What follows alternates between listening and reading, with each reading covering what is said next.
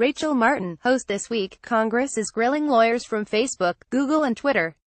Lawmakers want to know about the role that tech companies played in Russia's attempt to influence the U.S. presidential election and spread fake news. The problem of fake news is a global one. In Italy, the government thinks it's so serious it's teaching high school kids how to spot it.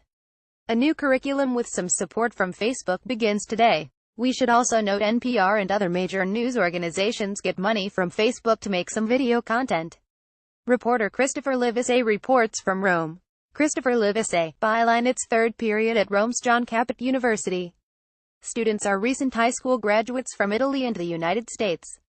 Communications professor Antonio Lopez is devoting today's lesson to fake news. Antonio Lopez, does fake news exist in Italy? Barbara Greco, yeah? Livesay student Barbara Greco. There was, some time ago, this big fake news about it was just a picture and spread on social media. And it was this picture showing two black people. They were not immigrants who are two famous people. Livesay Samuel L. Jackson and Magic Johnson, to be exact, the well-dressed movie star and basketball legend, were vacationing in Tuscany this summer when someone snapped a photo and created a meme that identified them as migrants wasting their welfare checks on Prada. Electric Oka says students like her tend to trust whatever their friends post to social media. Electric Oka, we look at just the headlines and that's it, so we don't really check.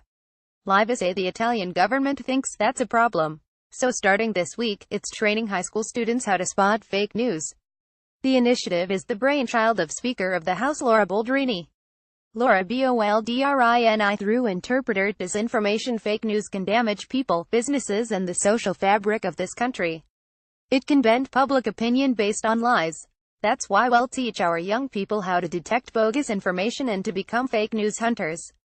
Livesay, the experiment will be rolled out in 8,000 schools to start, showing students how to check the source of an article and to create blogs to expose hoaxes.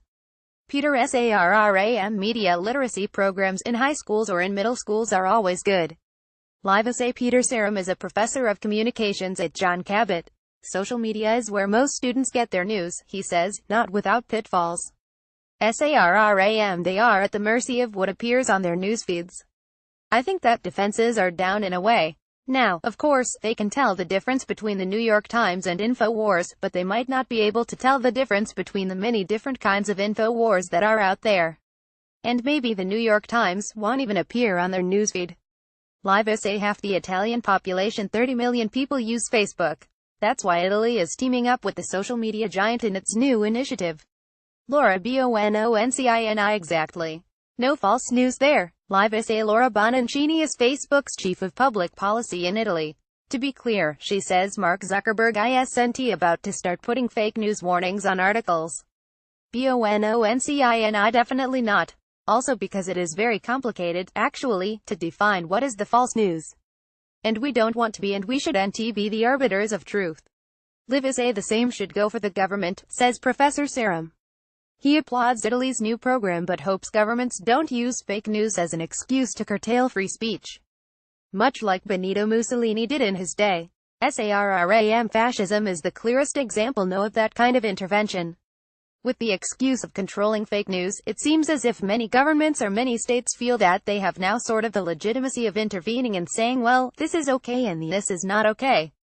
And that's always problematic. Livesay, for its part, Facebook's role in the initiative is limited to promoting posts that show high school-age students how to compare competing sources of information and ultimately choose for themselves.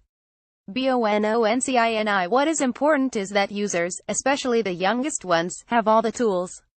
Livesay, and she says that they think before they believe everything they read and hear. For NPR News, I'm Christopher Livesay in Rome.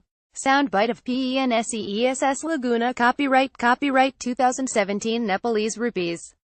All rights reserved. Visit our website terms of use and permissions pages at www.npr.org for further information.